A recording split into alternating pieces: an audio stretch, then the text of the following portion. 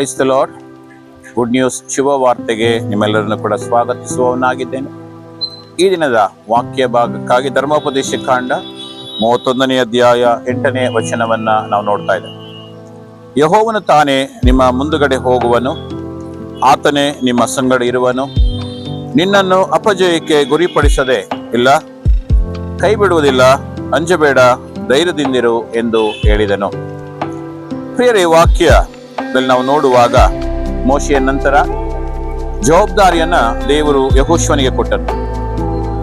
ಯೆಹೋಶುವನು ಇಸ್ರಾಯೇಲ್ ಜನರ ಮುಂದೆ ನಡೆಸಿಕೊಂಡು ಹೋಗುವಾಗ ದೇವರು ಮೋಶೆಯಿಂದ ಯೆಹೋಶುವನು ತನ್ನ ಅಧಿಕಾರವನ್ನು ಪಡೆದುಕೊಂಡಾಗ ಈ ಒಂದು ವಾಕ್ಯವನ್ನ ಹೇಳುವವನಾಗಿದ್ದಾನೆ. ಯೆಹೋವನು ತಾನೇ ನಿನ್ನ ಮುಂದಗಡೆ ಹೋಗುವನೆಂಬುದಾಗಿ. ಮೋಶೆಯ ಸಂಗಡ ಇದ್ದಂತ ದೇವರು ಈಗ ಯೆಹೋಶುವನ ಸಂಗಡ ಇರುವುದಕ್ಕೋಸ್ಕರವಾಗಿ ಆತನು ಬಯಸುವವನಾಗಿದ್ದ.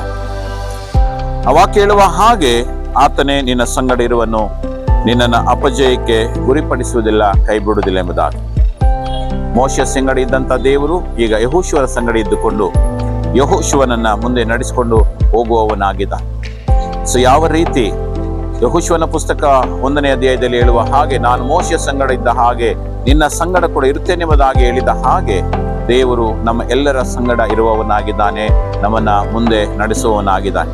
ಅದರಿಂದ ಹಾದು ಹೋಗುವಂತ ಪ್ರತಿ ಒಂದು ದಿನ ನಾವು ಯಾವುದೇ ವಿಷಯವಾಗಿ ಕುಗ್ಗಿ ಹೋಗೋದು ಬೇಡ, ಸೋತು ಹೋಗೋದು ಬೇಡ. ಯಾಕಂದ್ರೆ ದೇವ್ರ ವಾಕ್ಯ ಹೇಳ್ತದೆ, ನಾನು ನಿನ್ನ ಸಂಗಡ ಇರ್ತೇನೆ, ನಿನ್ನನ್ನು ಅಪಜಯಕ್ಕೆ ನಾನು ಗುರಿಪಡಿಸುವುದಿಲ್ಲ, ಕೈ ಬಿಡುವುದಿಲ್ಲ, ಅಂಜಬೇಡ, ಧೈರ್ಯವಾಗಿರುವುದಾಗಿ.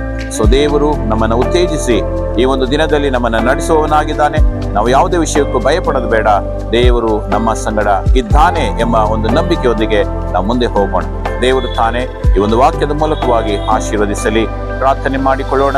ತಂದೆಯಾದ ದೇವರೇ, ಈ ಮುಂಜಾನೆ ಮೋಶೆಯ ಸಂಗಡ ಇದ್ದ ಹಾಗೆ ನಿನ್ನ ಸಂಗಡ ಕೂಡ ಇರ್ತೇನೆ ಎಂಬುದಾಗಿ ಯೆಹೋಶುವನಿಗೆ ವಾಗ್ದಾನ ಮಾಡಿದ ಹಾಗೆ ಅಪ್ಪ, ನೀನು ನಮ್ಮ ಸಂಗಡ ಕೂಡ ಇರುವವನಾಗಿದ್ದಿ. ಈ ದಿನದ ಎಲ್ಲಾ ಪ್ರಯಾಣಗಳಲ್ಲಿ, ಈ ದಿನದ ಎಲ್ಲಾ ಕೆಲಸ ಕಾರ್ಯಗಳಲ್ಲಿ ನೀನು ನಮ್ಮೊಂದಿಗೆ ಇದ್ದುಕೊಂಡು, ನಮ್ಮ ಸಂಗಡ ಇದ್ದುಕೊಂಡು ನಮ್ಮನ್ನು ನಡೆಸು. ನಾವು ಕುಗ್ಗಿ ಹೋಗದೆ, ಸೋತು ಹೋಗದೆ, ಧೈರ್ಯದಿಂದ ಮುಂದೆ ಹೋಗುವ ಹಾಗೆ ಸಹಾಯ ಮಾಡು. ಹಾಗೆ ನೀನು ಮಾಡುವುದಕ್ಕಾಗಿ ಸ್ತೋತ್ರ, ನಿನ್ನ ಮಹಿಮೆ ಹೊಂದಿಕೋ.